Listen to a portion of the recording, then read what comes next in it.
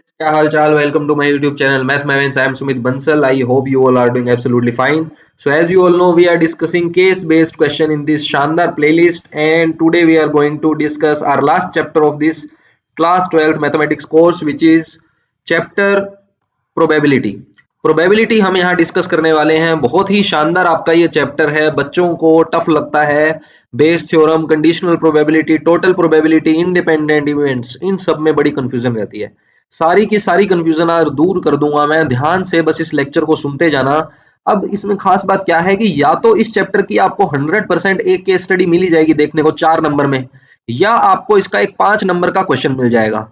इन दोनों में से कोई ना कोई एक चीज बेटा होने वाली है, और बहुत ही भयंकर तरीके से हमें इसको करना पड़ेगा, क्योंकि 5 मार्क्स का जो क्वेश्चन है वो भी अच्छे खासे लेवल का आता है, जिसमें आपकी बेस थ्योरम से वो जनरली पूछता है। ठीक है ना, बेस थ्योरम यहाँ पे फिक्स है, बेस थ्योरम का फिक्स है। एक क्वेश्चन आपको देखने को जरूर मिलेगा, चाहे वो 5 नंबर में आपका आ जाए सेक्शन डी में, या आ जाए सेक्शन बी में आपकी 4 मार्क्स की केस स्टडी। तो सारे कॉन्सेप्ट आज मैं तुम्हारे दूर कर दूंगा, सारे टाइप के मैंने क्वेश्चन इसमें ले लिए हैं। अच्छे से इसको करेंगे, ध्यान से समझना क्या मैं समझाना चाह रहा हूं। बहुत ही शानदार शानदार केस स्टडी मैंने इसमें इंक्लूड की है। चलो, फर्स्ट केस स्टडी क्या कह रहा है। फार्मास्यूटिकल कंपनी, टाइपिंग एरर है। Pharmaceutical company wants to advertise a new product on TV where the product is specially designed for women. For that an advertising executive is hired. Study television viewing habits of the married couple during the prime times. तो basically क्या है, उन्होंने एक product launch किया है, किसके लिए? Women के लिए। अब विमेन के लिए अगर प्रोडक्ट लॉन्च किया है, तो जो एडवर्टाइजमेंट एग्जीक्यूटिव है, एडवर्टाइजिंग एग्जीक्यूटिव है, उसका काम क्या है? उन लेडीज लोग से वो प्रोडक्ट परचेज करवाना। अब उसने क्या दिमाग लगाया, वो कहता कि यार इनसे परचेज तो करवाना है, लेकिन मेरे को उसके लिए एक डेटा चाहिए। मेरे को एक ये डेटा चाहिए कि जो लेडीज बैठती है टीवी पर, वो किस टाइम टीवी ज्यादा देखती है, वो टीवी किस टाइम ज्यादा देखती है। अच्छा मुझे एक बात बताओ, देखो जो लोग कहते हैं ना मैथ्स का यूज नहीं है, मतलब पहला ही क्वेश्चन इतना शानदार मैथ्स का यूज है ना, मैं तुम्हें क्या बताऊं। अब सुनो मेरी बात ध्यान से, मैं थोड़ा सा ऑफ टॉपिक जा रहा हूं, समझना। एक प्रोडक्ट लॉन्च किया, प्रोडक्ट किसके लिए है? विमेन के लिए। अब कोई नॉर्मल बंदा होगा ना, वो क्या कहेगा? नॉर्मल बंदा क्या कहेगा? नॉर्मल बंदा क्या बोलेगा कि भैया अच्छा ठीक है, एडवर्टाइजमेंट रन कर दो, एक एडवर्टीजमेंट रन कर दो टीवी के ऊपर, दिखा दो बस, बिक जाएगा। ऐसा नहीं होता। जो मैथ्स वाला बंदा है ना, वो दिमाग लगाएगा। वो दिमाग लगाएगा कि यार लेडीज को अपन को बेचना है, लेडीज को अपन बेचना है। पहली चीज तो मुझे ये बताओ कि लेडीज टीवी कब देख रही है, टीवी किस टाइम सबसे ज्यादा देख रही है, पहली चीज ये बताओ। फिर दूसरी चीज मुझे ये बताओ, जिस टाइम वो टीवी देख रही है, क्या उसका हस्बैंड भी उस टाइम टीवी देखता है? जैसे मान लो लेडीज के 2 टाइम है टीवी देखने के, मैं उन लेडीज की बात कर रहा हूँ जो होम मेकर है, घर संभाल रही है। तो या तो उनका टाइम है दोपहर का, या तो उनका टाइम है दोपहर का कि काम वाम करके बढ़िया फ्री हो गए, बच्चों बच्चों को सुला दिया, मस्त टीवी देख रही है एकदम ये मजे ने, सास बहू देख रही है। ठीक है। दूसरा टाइम है नाइट का, कि वो नाइट में टीवी देख रही है बढ़िया खाना वाना बना के। अब जो हस्बैंड है, हस्बैंड किस टाइम साथ में बैठेगा? हस्बैंड तो नाइट के टाइम साथ बैठेगा, जॉब वॉब करके आया है बढ़िया, आपने खाना वाना खा लिया, गप्पे शप्पे मारेंगे। तो कहने का मतलब ये है, ज्यादा एडवर्टाइजमेंट रन करने का फायदा कब है? जब उसका हस्बैंड भी साथ में बैठा हो, जब वो लेडीज भी टीवी देख रही हो, उस टाइम आप उस एडवर्टीजमेंट को रन करोगे तो वो लेडीज देखेगी कि यार ये शानदार प्रोडक्ट आया है, हस्बैंड भी साथ में बैठा है, थोड़ी सी आंखों आंखों में इशारा किया कि भैया ला के दे देना कल, काम हो गया। तो कहने का मतलब ये जो एडवर्टाइजिंग एग्जीक्यूटिव है, इसका काम इतना शानदार है। अब इसके लिए इसको क्या चाहिए? डेटा चाहिए। अब उस डेटा को हमें इसने करके बताया है, आगे क्वेश्चन को पढ़ते हैं। ये तो बात हो गई मैथ्स की, यूज क्या कर रही है। Based on the past viewing records, he has determined that the during prime time husbands are watching television 70% of the time। यानी कि जो husbands हैं वो 70% टीवी देख रहे हैं। मैं इसके साथ साथ इवेंट्स बना देता हूं बेटा। हस्बैंड जो है वो टीवी देख रहा है, इसके कितने चांसेस हैं? 70%। 70% प्रोबेबिलिटी है कि हस्बैंड टीवी देख रहा है। फिर कह रहा है it has also been determined that when the husband is watching television 30% of the time women wife is also watching। मतलब क्या मैं तारीफ करूं यार, इतना मतलब दिल आ गया मेरा इस क्वेश्चन पे। कितना बढ़िया क्वेश्चन फ्रेम हुआ है, बहुत ही प्यारा क्वेश्चन है। I am in love with this question. क्या कहना चाह रहा है, इसको समझना, इस लैंग्वेज को समझना। 70% तो हस्बैंड हो गया, ठीक है। फिर ये कह रहा है कि it is also been determined that when the husband is watching, when the husband is watching husband watch कर रहा है यानी कंडीशनल प्रोबेबिलिटी यूज कर दी कि it is given that husband is watching the television, then there are 30% chances of the time that the women wife is also watching, यानी कि जो वाइफ है उसकी वो भी टीवी देख रही है, इसके चांसेस है 30%। कब? जब हस्बैंड देख रहा है तब वाइफ के देखने के चांस है 30%। क्या इस बात को समझ रहे हो? बिल्कुल सर समझ रहे हैं, आगे समझते हैं। आगे क्या कह रहा है? when the husband is not watching television 40% of the time wife is watching the television, यानी कि हस्बैंड टीवी नहीं देख रहा, husband is not watching the television, then the 40% chances are there that the wife is watching television. बताओ क्या ये बात clear है? हस्बैंड नॉट तो मैंने बार लगा दिया और वाइफ देख रही है, तो ये आ गई कंडीशनल। अब पूछना क्या चाह रहा है? अब क्वेश्चन में बेटा हमसे पूछना क्या चाह रहा है उस पे आते हैं। What is the probability that the husband is not watching during the prime time? Husband TV नहीं देख रहा, आपसे क्या पूछा है?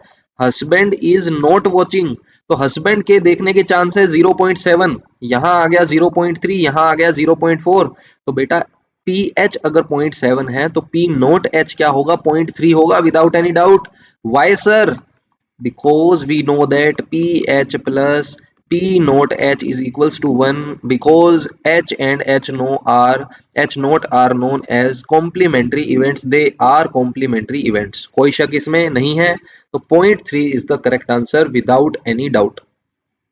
चलो भाई नेक्स्ट क्वेश्चन हम देखते हैं। नेक्स्ट क्वेश्चन में क्या कह रहा है? If the wife is watching television what is the probability that husband is also watching? अब क्या गिवन है? गिवन है वाइफ इज वॉचिंग, इस बार वाइफ को हम नीचे लिखेंगे because wife is watching, then what is the probability that husband is watching the television? तो H अपॉन W हमसे पूछा है। क्या पूछा है बेटा? H upon W। अब कुछ बच्चे क्या करेंगे, इसमें कंडीशनल प्रोबेबिलिटी लगाने की कोशिश करेंगे कि sir PH intersection W upon PW ये कंडीशनल होता है, बट मुझे एक बात बताओ बेटा, ये जो PW है इसका मतलब क्या है? Wife is watching television. अगर वाइफ टेलीविजन देख रही है ये तो टोटल प्रोबेबिलिटी हो गई ना, ये तो टोटल प्रोबेबिलिटी हो गई, क्योंकि W का तो हमें प्रोबेबिलिटी गिवन ही नहीं है। वाइफ टीवी देख रही है इस बात की प्रोबेबिलिटी तो पता ही नहीं। वाइफ कब देखेगी? जब हस्बैंड देखेगा और जब हस्बैंड नहीं देखेगा, इन दो केसेस में देख रही है, तो क्यों ना इसमें बेस थ्योरम लगाए। हालांकि कंडीशनल से ही बेस बनती है तो इसका मतलब इसमें बेस थ्योरम लगेगी। बेस थ्योरम क्या कहती है? W upon H into P H divide by again W upon H into P H plus W upon P note into P note H note sorry. क्या मतलब हुआ? हमें चाहिए वाइफ टीवी देख रही है, ये गिवन है, तो what is the probability that husband is also watching? तो मैंने बेस थ्योरम लगा दी। बेस थ्योरम में आपको पता है ये ऊपर नीचे शफल हो जाता है, जो नीचे आता है वही हम यहाँ लिखते हैं। तो एक कंडीशन, पहला जो इवेंट है आपका E1 जो है वो बन गया husband is watching. E2 event यहाँ पे क्या बन गया? Husband is not watching. यहाँ पे जो E1 इवेंट है वो है husband is watching, E2 event है हस्बैंड इज नॉट वॉचिंग, और जो E इवेंट है वो है वाइफ इज वॉचिंग। ठीक है, तो इस तरीके से आप इसको समझना। अब मैं इसमें सारी वैल्यूज प्लग इन करूंगा, क्या है मेरी वैल्यूज देखते हैं। चलो आगे। What is H upon W? ऊपर निकाला था ना H अपॉन डब्ल्यू, ये रहा। W अपॉन H कितना है? 0.3 multiplied by PH is 0.7, husband is watching, divide by 0.3 into 0.7 plus husband is not watching then wife is watching, husband is not watching then wife is watching, probability of that event is 0.4 multiplied by husband is not watching. If husband is not watching in the prime time television, then the probability is 0.3. So it will come out to be 0.21 plus 0.28. It is nothing but 21 upon 39. Any doubt? Any doubt? 3 से cancel करो। 7 upon 13, 7 upon 13। कुछ mistake कर दी क्या? 7 upon 13 11 आ रहा है नीचे, तो क्या मिस्टेक कर दी? चेक करो कैलकुलेशन दोबारा, कैलकुलेशन चेक करते हैं। H अपॉन डब्ल्यू 0.3 था बेटा, यहाँ 0.4 था, ये 0.7 था, ये 0.3 था। ठीक है, अच्छा 12 आएगा ना यार? अरे क्या करते हो तुम यार, सही नहीं हो यार, तुम बंदे सही नहीं हो। 11 आएगा ना, 7 अपॉन 11। तो ऑप्शन बी है आपका, ऑप्शन बी ही आपका करेक्ट है, कोई इसमें डाउट नहीं होना चाहिए। चलते हैं आगे। नेक्स्ट क्वेश्चन में क्या कह रहे हैं? What is the probability that both husband and wife are watching the television during the prime time? दोनों ही टीवी देख रहे हैं, हस्बैंड एंड वाइफ। एंड का मतलब इंटरसेक्शन होता है क्या? ये आपसे पूछा है या नहीं पूछा है? बिल्कुल पूछा है सर, बता दें क्या? बिल्कुल सर। मुझे एक बात बताओ मेरी जाना, W अपॉन H का मतलब क्या है? W intersection H upon PH, हाँ या ना? बिल्कुल है सर। क्या इसका मतलब यही है? बिल्कुल है। तो क्यों ना मुझे अगर ये पूछा है, मुझे अगर इसकी वैल्यू पूछी है, तो मैं इसका इससे मल्टीप्लाई कर दूंगा। पी एच का मल्टीप्लाई हो जाएगा पी डब्ल्यू बाई एच से। पी एच कितना है? पी एच कितना है? हस्बैंड इज वॉचिंग 0.7 गिवन था ना, ये देखो, ये देखो 0.7, husband is watching, and W by H है 0.3। डब्ल्यू बाई एच कितना है? 0.3। तो ये बेटा आपका हो गया 0.21। कोई शक नहीं है सर? शक कैसे रहेगा सर, इतना बढ़िया समझ में आया है, दिक्कत ही नहीं है कोई। What is the probability that wife is watching television during the prime time? कह रहा है पी डब्ल्यू बताओ। पी डब्ल्यू क्या होगा? What is the probability that wife is watching the television? तो मुझे एक बात बताओ, ये पी डब्ल्यू क्या इसके इक्वल है? बिल्कुल है। ये कितना था? 0.33। कितना था? 0.33। तो क्या ऑप्शन बी करेक्ट हो गया? बिल्कुल हो गया, बिल्कुल हो गया, कोई डाउट ही नहीं है इसमें। Last question of this case study. If the wife is watching the television, what is the probability that husband is not watching? मतलब हमसे क्या पूछना चाह रहा है? If the wife is watching the television, what is the probability that husband is not watching? तो मुझे एक बात बताओ बेटा, मुझे एक बात बताओ बच्चे, H upon W plus H not upon W one होगा क्या? हाँ या ना? बिल्कुल होगा sir. Husband is watching, husband is not watching equals to one because they both are complementary events. तो बेटा आपसे अगर ये पूछा है, तो क्या इसको आप one minus P H by W लिखोगे? बिल्कुल लिखेंगे सर। एच बाई डब्ल्यू तो 7/11 था सर, अभी निकाला है। एच बाई डब्ल्यू तो अभी निकाला है सर, एच बाई डब्ल्यू तो अभी निकाला है, 7/11 था। तो माइनस कर देंगे तो बेटा ये आ जाएगा आपका 4/11। It means option B correct. मजा आया नहीं आया? मजा आया नहीं आया बता देना। अच्छा, सेकंड है बाइनोमियल डिस्ट्रीब्यूशन का, ये सिलेबस में नहीं है। थर्ड केस स्टडी स्टार्ट करते हैं, बहुत ही शानदार बेटी थी। फर्स्ट केस स्टडी बेटा बहुत ही शानदार थी, मजा आ गया वास्तव में। थर्ड केस स्टडी देखते हैं, ये कंपैरेटिवली इजी है। ये कंपैरेटिवली आपकी इजी है, डायरेक्ट स्ट्रेट फॉरवर्ड क्वेश्चन है। कैसे रीड करोगे समझ में आएगा। Factory has 3 machines A B C to manufacture bolts. Machine A manufacture 30%, machine B manufacture 20%, C जो है वो कितना मैन्युफैक्चर करती है? 50%। तो स्ट्रेट फॉरवर्ड मैं लिख देता हूं, what is the probability of A manufacturing the bolt is 30% means 0.3।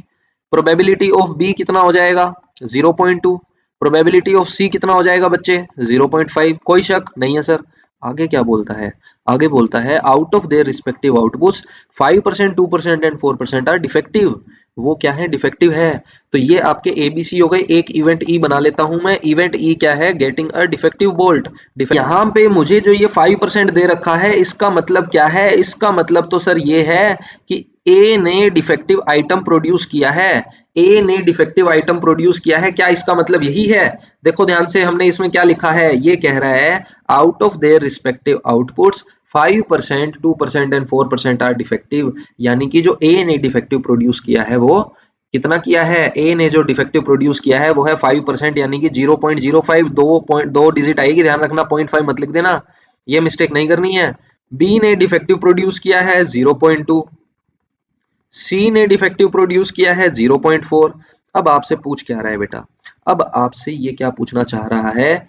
ये आपसे पूछना चाह रहा है what is the probability that the defective bolt is drawn is manufactured by machine ए।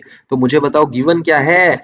आपसे पूछा है कि ए ने प्रोड्यूस किया है और गिवन है कि डिफेक्टिव है। ये जो इवेंट ई है वो गिवन है और पूछा आपसे ए है, यानी कि ए पूछा है, ई गिवन है। सर ऐसा है तो आपको इसमें पता है बेस थ्योरम लगानी होती है। बिल्कुल सर, बिल्कुल सर, बेस थ्योरम लगानी है। कैसे लगती है बेटा बेस थ्योरम? बेस थ्योरम ठोक दो फटाफट। P A into E by A divide by P A into E by A plus P B into E upon B plus P C into P E by C. कोई शक नहीं है sir? ए क्या है? ए है सर 0.3, ए है 0.3, ई ए कितना है सर? 0.5 है। अगेन 0.3 इंटू 0.05, बी कितना है? 0.2 इंटू ई बी कितना है? 0.02, ई सी कितना है? 0.5, ई बाई सी कितना है? 0.4। सोल्व करेंगे, फर्दर सोल्व करेंगे बेटा। ऊपर कितना आ गया? 15। 0.015 तीन डिजिट हो गई, ध्यान रखना।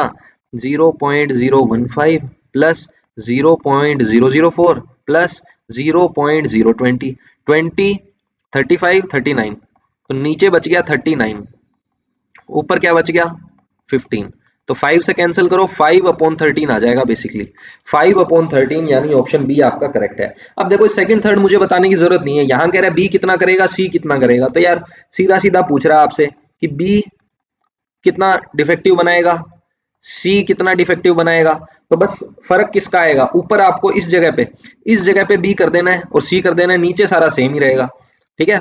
तो ऊपर मैं लिख देता हूं P B E by B, और नीचे आपकी टोटल प्रोबेबिलिटी हमने निकाली ही हुई है।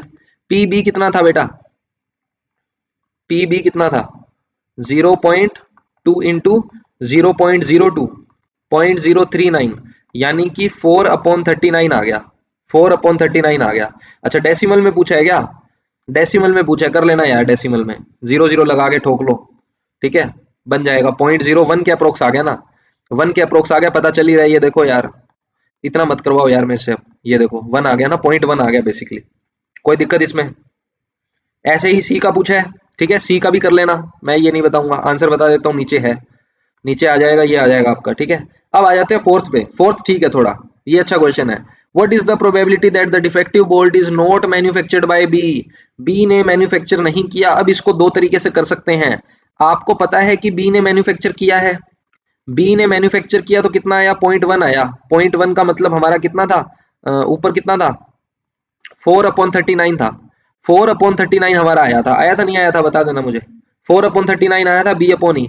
तो अब पूछ रहा है नोट बी, नोट बी पूछ रहा है बेटा, नोट बी, तो नोट बी का मतलब इसमें से माइनस कर दो, माइनस कर दो, 35/39 आ गया, कितना आ गया 35/13। दूसरा तरीका क्या है, एक तरीका तो ये है, दूसरा तरीका क्या है, अगर बी नहीं कर रहा डिफेक्टिव, अगर बी डिफेक्टिव नहीं प्रोड्यूस कर रहा, तो या तो ए करेगा या फिर क्या करेगा, सी करेगा, तो ए और सी का निकाल लो, ए अपॉन ई प्लस सी अपॉन ई, इन दोनों को ऐड कर देना तो भी आ जाएगा, ये तरीका भी ठीक है ना। कैसे, ए का हमने ऊपर निकाला था, बता ही देता हूँ यार, तुम मानोगे नहीं ऐसे। ए का कितना आया था 15/39, ए का कितना आया था 15/39, सी का मैंने आपको बताया है, तुम निकालोगे तो कितना आएगा 20/39, तो बताओ 35/39 आ रहा है क्या, नहीं आ रहा, बिल्कुल आ रहा है सर। अभी नेक्स्ट वाला देखो, इसमें क्या कह रहा है, नॉट मैन्युफैक्चर्ड बाय सी, तो सी मैन्युफैक्चर करेगा, सी मैन्युफैक्चर करेगा, इसके चांस कितने हैं 20/39, मैन्युफैक्चर नहीं करने के कितने हो जाएंगे 19/39, कोई दिक्कत इसमें, कोई दिक्कत इसमें। डेसिमल में पूछा है तो बेटा डेसिमल में बता देना कितना आ जाएगा, 0.09 आ जाएगा, कितना आ जाएगा 0.09, नीचे इसके सॉल्यूशन है देख लेना, ठीक है। अच्छा 0.05 आ रहा है क्या, 0.5 आ रहा है बेटा, 0.5 आ रहा है, सॉरी मैंने गलत बता दिया, 0.09 नहीं है, करके देख लेना यार क्या है इसमें, ये आ जाएगा आपका, ठीक है। और ऊपर वाला तो ठीक है सारा, ऊपर वाला सारा ठीक है। नेक्स्ट क्वेश्चन देखते हैं क्या कहना चाह रहा है। On a holiday father gave a puzzle from a newspaper to his son Ravi and his daughter Priya, तो रवि और प्रिया के साथ अब एक खेला होगा, खेला क्या होगा कि फादर जो है उन्होंने एक पजल दिया है न्यूज़पेपर से निकाल के, न्यूज़पेपर में पजल आते हैं आपको पता है। अब ये क्या पजल दे दिया, पजल बेटा ये दे दिया कि अब पजल देने के बाद क्या पूछ रहा है, what is the probability of solving the specific puzzle independently by Ravi and Priya are this and this, यानी कि Ravi solves the puzzle, probability is 1/4, यानी कि प्रिया पजल सोल्व करेगी, इसकी प्रोबेबिलिटी 1/5 है। अच्छा ज्यादा चांस किसके हैं मैं पूछूं तो, ज्यादा चांस किसके हैं, ये तो कितना हो गया 25% हो गया, ये तो 25% हो गया, ये 20% हो गया, it means Ravi is smarter than Priya. Any doubt, no sir, okay let's move ahead. क्या पूछना चाह रहा है हमसे, the chances that both Ravi and Priya solve the puzzle, कह रहा है कि रवि भी सोल्व कर देगा और प्रिया भी सोल्व कर देगी, रवि भी सोल्व कर देगा एंड प्रिया भी सोल्व कर देगी, तो मल्टीप्लाई कर देंगे ना, इंडिपेंडेंट इवेंट्स है, आर इंटरसेक्शन पी आपसे पूछा है, रवि भी सोल्व करेगा प्रिया भी सोल्व करेगी, तो इंडिपेंडेंट है तो मल्टीप्लाई कर दिया, रवि के सोल्व करने के चांस 1/4, प्रिया के सोल्व करने के चांस 1/5, आंसर आ गया 1/20, 1/20 का मतलब तो सर 5% होता है क्या, बिल्कुल होता है, कोई डाउट बिल्कुल है ही नहीं सर, मजा ही आ गया, इजी सा क्वेश्चन है। Probability that the puzzle is solved by Ravi but not Priya, कह रहा है प्रोबेबिलिटी बताओ कि रवि तो सोल्व करेगा बट एंड प्रिया नहीं करेगी, प्रिया सोल्व नहीं करेगी, तो रवि सोल्व करेगा बट प्रिया सोल्व नहीं करेगी। रवि के सोल्व करने के चांस है 1/4, प्रिया के सोल्व करने के चांस है 1/5, प्रिया के नहीं सोल्व करने के चांस हो जाएंगे 4/5। कॉम्प्लीमेंट्री इवेंट्स हो गए ना, 4 से 4 कैंसिल, 1/5। कोई शक? No sir. चलें आगे? Yes sir. तो पढ़ लेते हैं। Yes sir. What is the probability that the puzzle is solved? Puzzle is solved. Puzzle बेटा सोल्व कब होगा? या तो रवि सोल्व कर दे या प्रिया सोल्व कर दे, या तो आर यूनियन पी निकाल लो, या तो आर यूनियन पी निकाल लो, या फिर इसका एक केस ऐसे बना लो कि रवि सोल्व करेगा, प्रिया सोल्व नहीं करेगी, रवि सोल्व नहीं करेगा, प्रिया सोल्व कर देगी, या फिर वो दोनों ही सोल्व कर देंगे। बाहर नहीं आएगा, वो दोनों ही सोल्व कर देंगे। तो इन तीनों को ऐड कर देना, या तो ये तरीका, या फिर यूनियन निकाल दो कि सोल्व हो गई है पजल। तो रवि सोल्व करेगा, प्रिया सोल्व करेगी, और इंटरसेक्शन दोनों का माइनस हो जाएगा। रवि सोल्व करता है 1/4, प्रिया सोल्व करती है 1/5, इंटरसेक्शन हमने ऊपर निकाला था 1/20। सोल्व करेंगे 9 - 1 8/20, यानी कि 2/10 आ गया, 2/5 आ गया, 2/5। तो अपना ऑप्शन सी करेक्ट हो गया। नेक्स्ट में क्या पूछ रहा है बेटा? Probability that exactly one of them solve the puzzle, कि उनमें से कोई एक है जो वो पजल को सोल्व करेगा, उनमें से कोई एक ही पजल को सोल्व करेगा। तो या तो क्या करेगी, प्रिया सोल्व करेगी, प्रिया सोल्व करेगी, रवि नहीं करेगा, या फिर रवि सोल्व करेगा तो प्रिया नहीं करेगी। यही मतलब हुआ ना, क्योंकि उनमें से कोई एक सोल्व करेगा। रवि सोल्व नहीं करेगा तो प्रिया करेगी, प्रिया नहीं करेगी तो रवि करेगा। रवि के नहीं करने के चांस क्या है, इनटू प्रिया के करने के चांस क्या है, प्लस रवि सोल्व करेगा इनटू प्रिया सोल्व नहीं करेगी। यही मतलब हुआ ना। तो रवि सोल्व करने के चांस तो 1/4 थे, रवि के सोल्व करने के चांस 1/4 थे, नहीं करने के 3/4 हो गए। प्रिया के सोल्व करने के चांस है 1/5, प्लस रवि के सोल्व करने के चांस है 1/4, प्रिया के सोल्व करने के चांस है 1/5, नॉट सोल्विंग के हो जाएंगे 4/5। ये आपका हो गया 3/20 प्लस 4/20, यानी कि 7/20 is the right answer. Any doubt? No sir. Next next question आपका, last question of this case study, playlist नहीं, case study. Probability that the none of them solve the puzzle, किसी ने भी सोल्व नहीं किया है, किसी ने भी सोल्व नहीं किया है। तो एक तरीका तो ये है कि दोनों में से कोई सोल्व करेगा, उसका आया था हमारा 2/5, तो सोल्व नहीं करने का 1 माइनस कर देंगे तो 3/5 आ गया सीधा सीधा। दूसरा देखो, एक तरीका तो ये है बेटा, एक तरीका तो ये है कि रवि भी सोल्व नहीं करेगा एंड प्रिया भी सोल्व नहीं करेगी।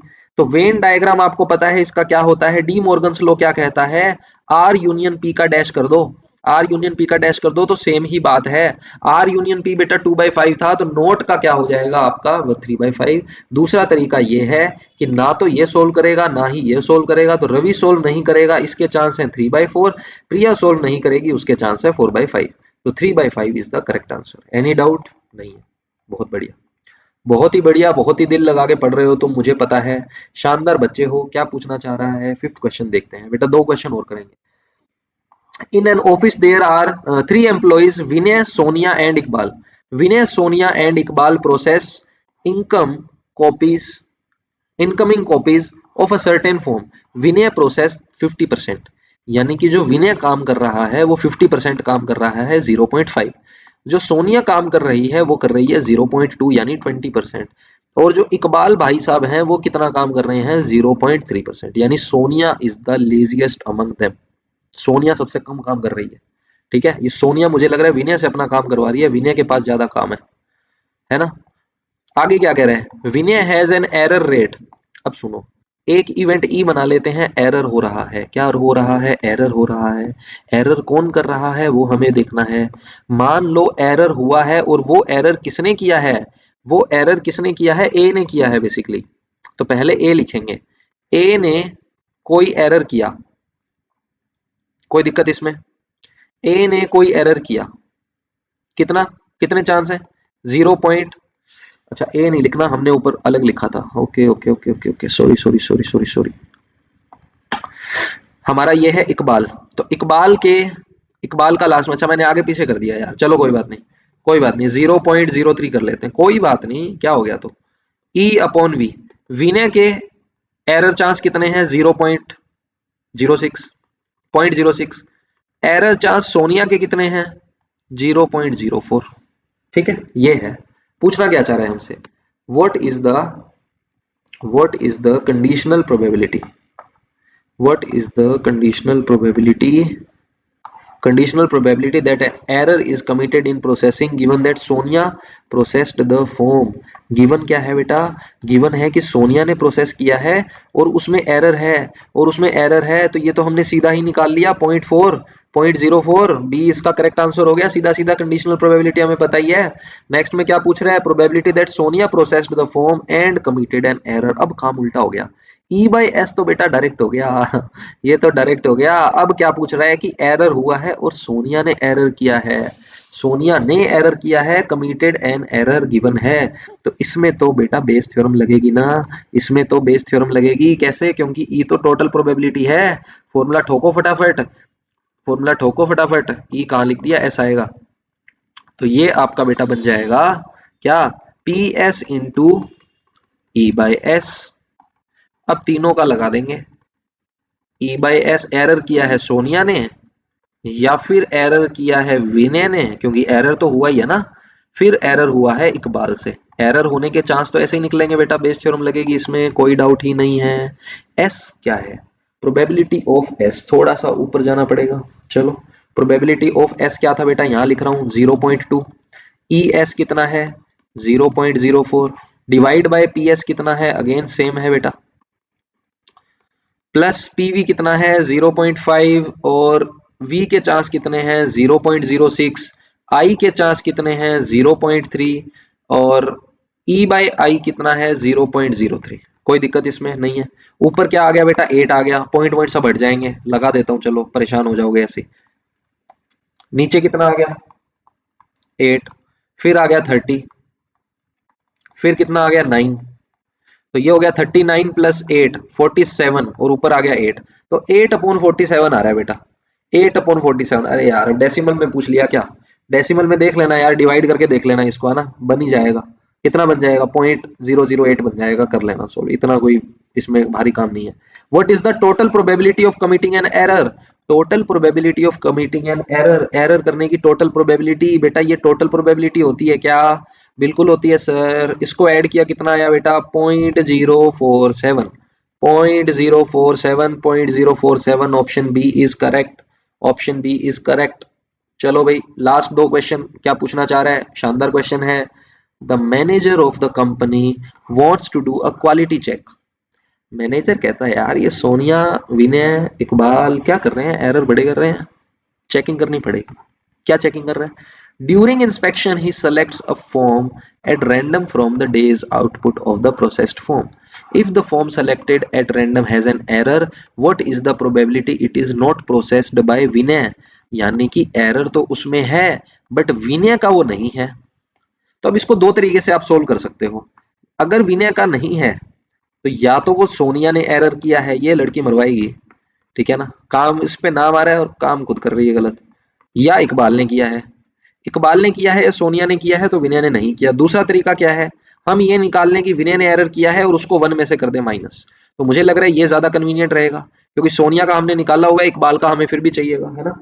तो आप क्या करोगे, आप क्या करोगे, पहले निकालोगे कि जो एरर है वो विनय ने किया है, बेस थ्योरम लगाओगे, बेस थ्योरम लगा के इसको सोल्व करोगे, फिर उसको 1 में से क्या कर दोगे, माइनस कर दोगे, जैसा मैंने ऊपर आपको समझाया है, जैसा मैंने आपको ये सोनिया वाला कॉन्सेप्ट बताया है वैसे ही विनय का निकालना और उसको माइनस कर देना 1 से, या फिर सोनिया का हमने निकाला हुआ है, विनय का इकबाल का और निकाल के ऐड कर देना, दोनों से ही सेम आंसर आएगा बेटा, दोनों से ही सेम आंसर आएगा आपका 17/47। I am not going to do that, you have to do it by yourself, okay. Let A be an event of committing an error in the processing the form and even E2 E3 be the events that Vinay, Sonia and Iqbal processed the form. What is the value of this? इसकी value पूछिए बेटा, summation हटाएंगे, E1 by A plus E2 by A plus E3 by A। अब इसमें events इसने क्या change कर दिए, इवेंट्स में कह रहा है कि जो E है ना, E तो है विनय का, ये है विनय का, E2 किसका है, सोनिया का, इकबाल का है E3 और A का मतलब है कि एरर आया है। तो बेसिकली बेटा आपसे ये क्या पूछना चाह रहा है, इन सब का सम पूछना चाह रहा है, इन सब का सम पूछना चाह रहा है कि S आ गया आपके पास, आ गया, विनय का आप यहां निकालोगे, विनय का आप यहाँ निकालोगे, इकबाल का आप निकालोगे और फिर इन तीनों को ऐड करोगे, ठीक है। तो जब आप ये करोगे तो आपका इसमें आंसर आ जाएगा 1। क्या आ जाएगा? 1। करने की हालांकि जरूरत नहीं है, क्योंकि सीधा सीधा आपको पता है कि जब हम सम करते हैं तो हमें क्या मिलता है? हमेशा 1 मिलता है। क्या मिलता है? 1 मिलता है। कोई डाउट इसमें? किसी का कोई डाउट इसमें? ये आपके बेटा सॉल्यूशंस हो गए, ठीक है। ये देखो, sum of the probabilities is always 1। तो यहाँ पे आपकी प्रोबेबिलिटी 1 हो जाती है। आपको जैसा कि पता है, इन सबको हम ऐड करेंगे तो 1 आ जाएगा। इनको हम बोलते हैं सम ऑफ पोस्टीरियर, क्या लिख दिया? सम ऑफ म्यूचुअली एक्सक्लूसिव प्रोबेबिलिटीज, या हम बोलते हैं एग्जॉस्टिव, एक्सक्लूसिवली एग्जॉस्टिव प्रोबेबिलिटीज, जिनका सम 1 होता है। Last case study of this chapter of this class 12th course. ध्यान से करेंगे, समझेंगे बड़े ही प्यार से। क्या कहना चाह रहा है? इन अ बायलैटरल क्रिकेट, सीरीज हो रही है, बायलैटरल सीरीज हो रही है। क्रिकेट के जो फैन है, लड़के लोंडे लपाड़े, सब खुश हो जाओ। बहुत ही शानदार क्वेश्चन बनाया है। Between India and south Africa. अरे यार, ये क्या करती है? इसको बोला था मैंने, फोटो क्या लगा दी देखना। इसको नॉलेज है नहीं क्रिकेट की, फोटो वोटो गलत लगा दी। इंडिया साउथ अफ्रीका का T20 फाइनल मैंने इसको डालने के लिए बोला था, इसने क्या डाल दिया? ये आपकी ऑस्ट्रेलिया की टीम। देखो देखो, इसकी क्रिकेटिंग नॉलेज देखो। ये है अफगानिस्तान, अफगानिस्तान और ऑस्ट्रेलिया। सामने फोटो लगा दी अफगानिस्तान ऑस्ट्रेलिया, और क्वेश्चन डाल दिया किसका? इंडिया और साउथ अफ्रीका का। बताओ। चलो कोई बात नहीं, कोई बात नहीं यार, थोड़ा मैनेज कर लो, सिखाएंगे इसको अभी। तो हम समझ लेते हैं, इंडिया साउथ अफ्रीका का ही हमारा क्वेश्चन है। फोटो पे आप मत जाना, ठीक है। फोटो पे आप मत जाना। The probability that India wins the first match is 0.6। शानदार क्वेश्चन है, बहुत ही शानदार क्वेश्चन है। अच्छे अच्छों के छक्के छुड़ा देगा, ध्यान से समझना।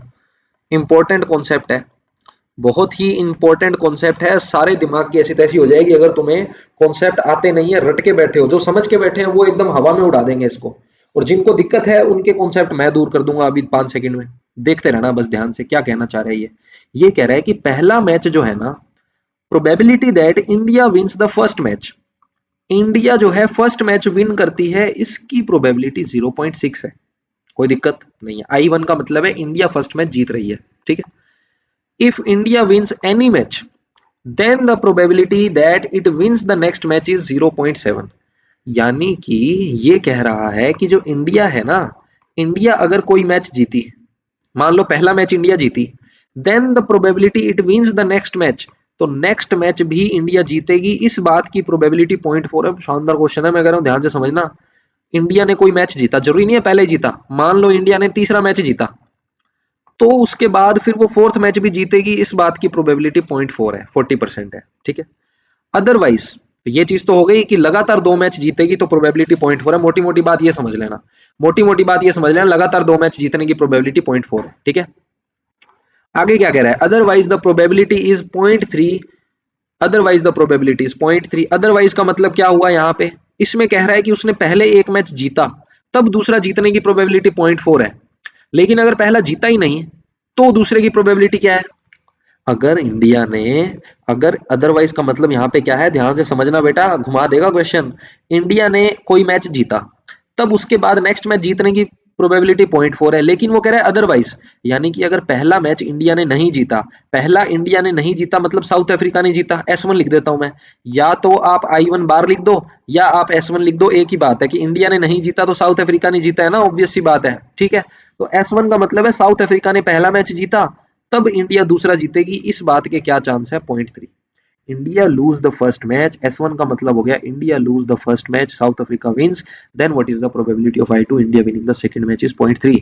तो हमें क्वेश्चन में 3 चीजें गिवन है बेटा। There is no tie in the match, यानी टाई नहीं होगा मैच में, रिजल्ट तो आएगा ही, रिजल्ट तो आएगा ही मैच में, ठीक है। तो हमें बेसिकली क्या क्या गिवन है? हमें बेसिकली क्या क्या गिवन है, एक नजर मार लेते हैं। हमें गिवन है इंडिया के मैच जीतने के चांसेस 0.1 है, 0.6 है पहला मैच जीतने के चांस।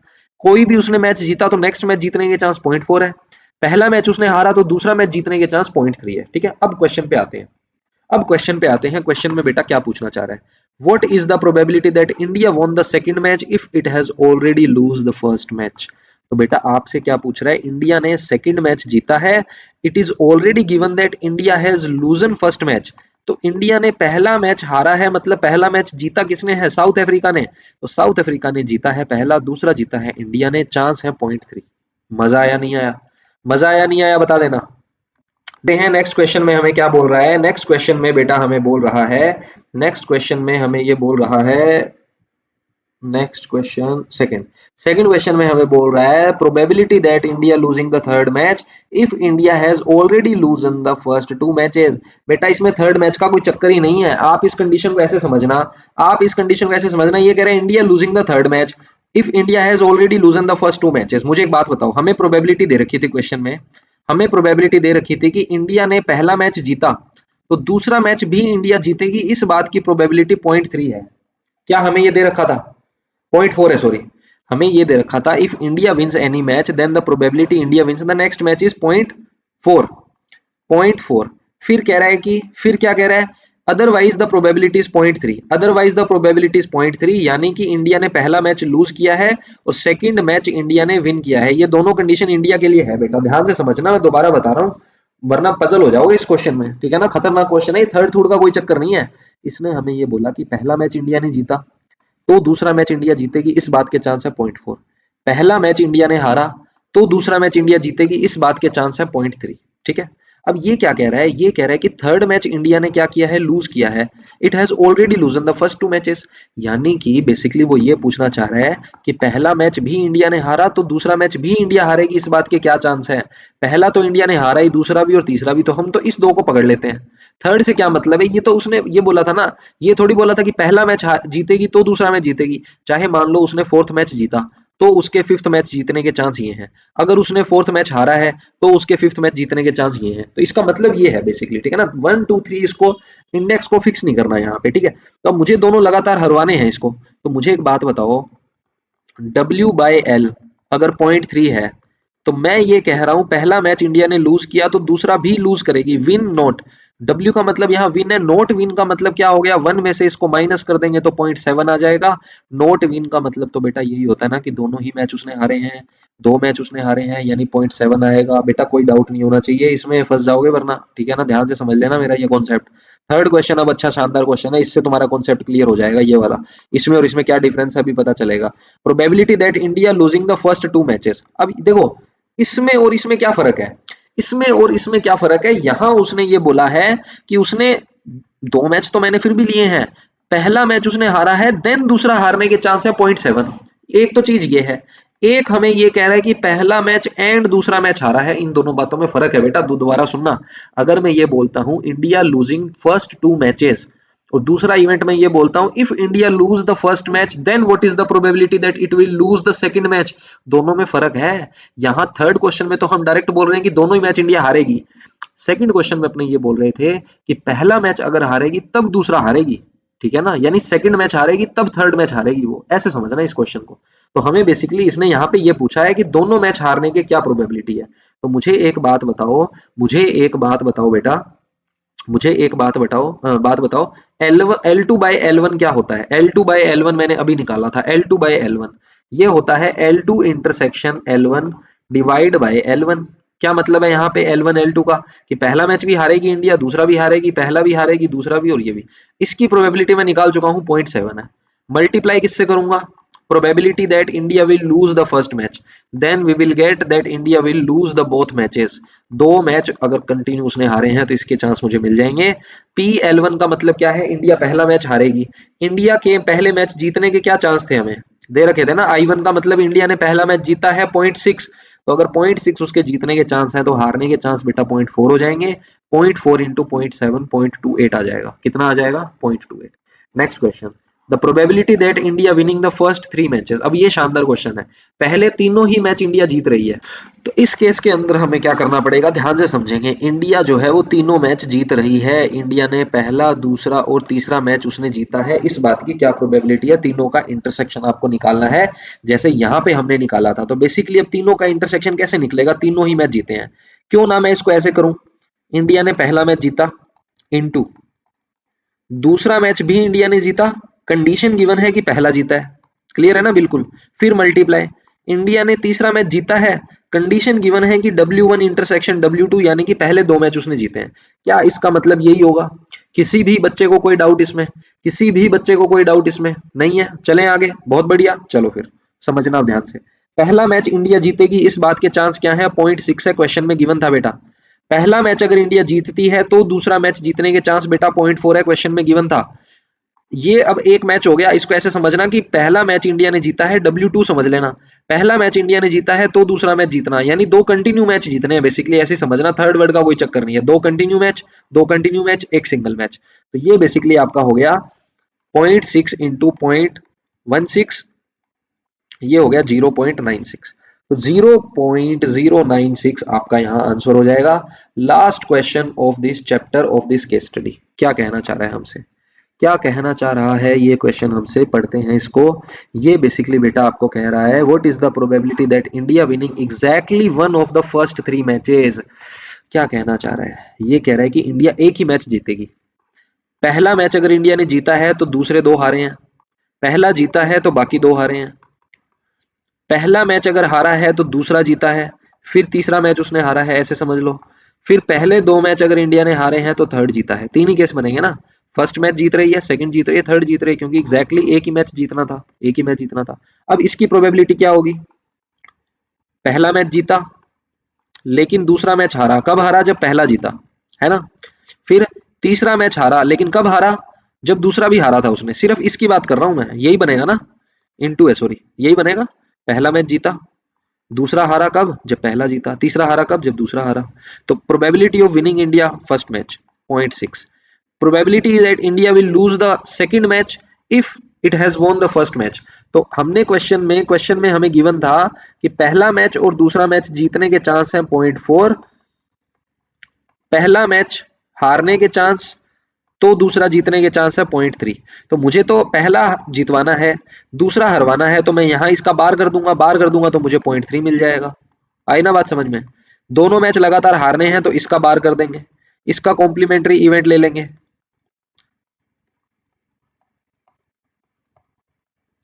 0.7 आ गया। कोई शक, कोई शक किसी को।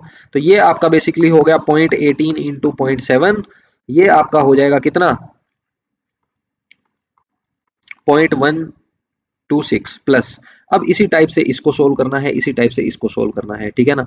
मैं यहाँ आपको बता देता हूँ, नीचे मैंने इसको किया हुआ है, ये रहा, ये रहा, ठीक है ना। ये हमने अभी किया था, यहाँ पे 6 आ रहा है क्या, यहाँ मैंने गलत कर दिया कुछ। अच्छा ये देखो, हमें हमें फर्स्ट मैच जीतना है, दूसरा हारना है, तो 0.4 का कॉम्प्लीमेंट्री 0.6 होगा ना, 0.3 लिख दिया हमने यहाँ पे, ठीक है। इसको हटा देता हूँ मैं, 1 मिनट रुको, इसको मैं हटा देता हूँ बेटा, इसको मैं हटा देता हूँ। तो ये आपका आ गया कितना, 0.36 इंटू 0.07, ठीक है ना। तो कहने का मतलब ये है, यहाँ पे मैं आपको समझा देता हूँ। देखो, फर्स्ट मैच लूज किया, सेकंड जीता, थर्ड लूज किया, फर्स्ट विन किया, सेकंड लूज किया, थर्ड लूज किया, first match lose, second match lose, third match win. तो पहला जीता, दूसरा हारा, तीसरा हारा, पहला हारा, दूसरा जीता, फिर यहाँ पे हारा उसने, पहले 2 मैच हारे, तीसरा जीता। कॉम्प्लीमेंट्री कर दिया सबके 1-1-1, ऐड करेंगे 0.408 आ जाएगा, 0.408 आ जाएगा। बहुत ही शानदार क्वेश्चन था बेटा, बहुत ही शानदार क्वेश्चन था। आंसर आपका आ गया 0.08, ठीक है। आई होप आपको ये वीडियो अच्छी लगी होगी। क्वेश्चन हमने बहुत ही शानदार कर लिए, हमने यहाँ पे बेस थ्योरम कंप्लीट कर ली, हमने कंडीशनल प्रोबेबिलिटी भी कर ली, हमने टोटल प्रोबेबिलिटी भी कर ली, इंडिपेंडेंट इवेंट्स भी कर लिए। इसके बाहर इसमें से क्वेश्चन जाता नहीं है। अब चाहे आपका 1 मार्क्स का या 2 मार्क्स का, 3 मार्क्स का, 5 मार्क्स का, 4 मार्क्स का, कोई भी सेक्शन ABCD में से आ जाए, आपका जो क्वेश्चन है वो सही होगा ही होगा। Thank you very much. आप इस पूरी प्लेलिस्ट को देखिए और अपने 100 आउट ऑफ 100 मार्क्स जो है वो सिक्योर करें। अगर वीडियो पसंद आए तो लाइक कर देना बेटा, बहुत मेहनत लगी है PDF बनाने में, समझाने में, करने में। और कमेंट करके जरूर बताना आपको ये कैसी लगी वीडियो, शेयर जरूर कर देना अपने दोस्तों से, ठीक है। उसके अलावा जो हमारी एक प्लेलिस्ट है, आपको पता ही है, एक हमारी जो प्लेलिस्ट है वो है MCQ वाली। कौन सी है, MCQ वाली, उसको भी चेकआउट करना। केस बेस्ड क्वेश्चन मैं आपको कंप्लीट करवा ही चुका हूँ, ये प्लेलिस्ट आप देख ही रहे हो। असर्शन रीजन क्वेश्चन की भी प्लेलिस्ट है हमारी, जिसमें 1 शॉट मैंने प्रोवाइड किया है। उसके अलावा एक हमारी रिवीजन की क्लास है जो आपने जरूर देखनी है, जो मैंने बोर्ड के ऊपर आपको समझाई है, ठीक है।